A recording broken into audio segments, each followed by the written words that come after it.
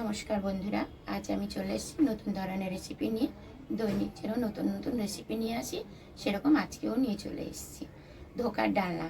এই দেখুন, আমি আজকে আপনাদেরকে নতুন ধরনের ধোকার ডালনা দেখাবো। আমি এখানে প্যাকেট নিয়ে এসেছি, গুঁড়ো কিনে, নিজে বেটে না। এবার এই গুঁড়োটা দিয়ে আমি নতুন ধরনের করব। কিভাবে করব আপনারা দেখবেন। আপনারা আমার ভিডিওটা প্রথম থেকে শেষ অবধি দেখতে থাকুন। আমার ভিডিওটা ভালো লাগলে অবশ্যই লাইক করে দেবেন, আর আমার এই ভিডিওটা দেখার জন্য অনুরোধ রইল। তাহলে চলুন নতুন ধরনের আমি কি করে ধোকার ডালনা তৈরি করছি আপনাকে দেখাই। এখন গ্যাসটা ধরিয়ে আমি একটা কড়া বসিয়ে দিয়েছি। কড়ার মধ্যে আমি অল্প একটু জল দেবো।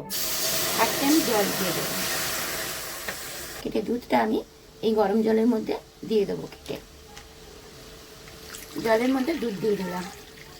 কড়াই দুধ গরম করতে বসিয়ে দিয়েছি। দুধটা গরম হতে হতে আমি এটা পেস্ট তৈরি করে নিচ্ছি। দেখুন, মিক্সচার জার নিচে এর মধ্যে আমি পেস্টটা তৈরি করে নেব। প্রথমে আমি দিচ্ছি আদা কুচি, তারপরে দিচ্ছি টমেটো কুচি, তারপরে দিচ্ছি চিনি। একবারে আমি সব দিয়ে তৈরি করব।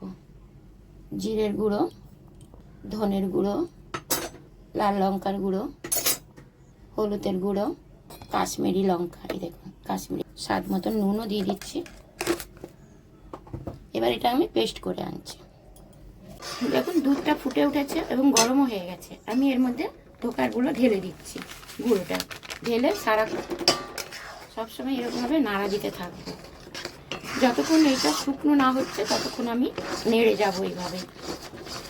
এর মধ্যে আমি আর কিছু দেব না, কারণ এর মধ্যে দেওয়া থাকে, অনেক সময় সব কিছুই দেওয়া থাকে এর মধ্যে।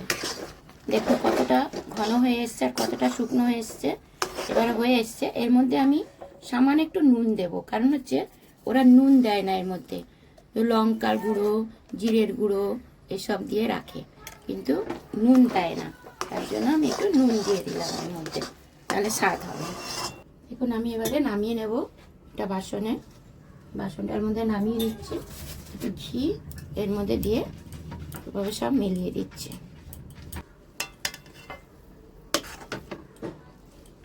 একটু জল হাত করে করে আমি এরকমভাবে দিয়ে দেবো। এবারে যে আমি এখানে ধোকাগুলো রেখেছিলাম এই যে ঠান্ডা করার জন্য, এবার ঠান্ডা হয়ে গেছে, আমি কেটে নিচ্ছি পিস পিস করে। কত সুন্দর পিস হয়ে যাবে দেখবেন। এই দেখুন কত সুন্দর পিস করে উঠেছে। এবার গরম হয়ে গেছে, আমি ভেজে নিচ্ছি আস্তে করে। করে ভেজে নিই। দেখুন কি সুন্দর উঠে যাচ্ছে। একদিকটা হয়ে গেছে, এই যে উঠে যাচ্ছে, আর একদিকটা উল্টে দিচ্ছি। সব ধোকাগুলো আমার ভাজা হয়ে গেছে। কত সুন্দর ভাজা হয়ে দেখেছেন। এই তেলের মধ্যে আমি আলুগুলো ভেজে নিচ্ছি।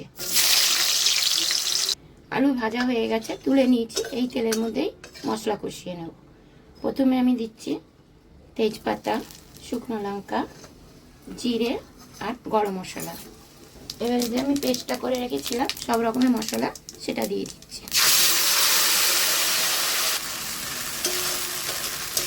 দেখুন আমার মশলাটা কষে এসেছে। এবারে আমি সামান্য একটু জল দিয়ে দিচ্ছি। জল দিয়ে আবারও আমি মশলাটাকে কষাবো। এই যে আলু ভেজে রেখেছিলাম, আলুগুলো দিয়ে দিচ্ছি। আলু দিয়ে ভালো করে একটু কষিয়ে নেব। আমার এই ধোকা ডালনা রেসিপিটা কে কোথা থেকে দেখছেন অবশ্যই ছোট্ট করে একটা লাইক কমেন্ট করে দেন তো। দেখুন কত সুন্দর কালার হয়ে গেছে। এইভাবে বাড়িতে আপনারা বানাবেন, দেখবেন কত সুন্দর খেতে লাগবে যে আপনাদের আমি কী করবো। এবার আমি জল দিয়ে দিচ্ছি, কষা হয়ে গেছে। অল্প জল দেবো, খুব একটা বেশি দেবো না, কারণ একটু মাখা মাখা রাখবো, বেশি ঝোল লাগবো না। দেখুন আমার ঝোল ফুটে উঠেছে। এবারে আমি ধোকাগুলো দিয়ে দেবো। ধোকাগুলো আমি দিয়ে দিচ্ছি। দিয়ে বেশিক্ষণ ফোটাবো না, কারণ হচ্ছে বেশি ফোটানোর দরকার নেই। এতেই সব কিছু মশলা ঢুকে যাবে আর নরমও হয়ে যাবে। গরম মশলা দিয়ে আমি 5 মিনিটের জন্য ঢাকা দিয়ে রাখবো। আর বেশি ফোটাবো না, গরম মশলা গুঁড়ো দিয়ে দিচ্ছি। দিয়ে আমি 5 মিনিটের জন্য ঢাকা দিয়ে রাখছি। তারপরে পরিবেশন করব।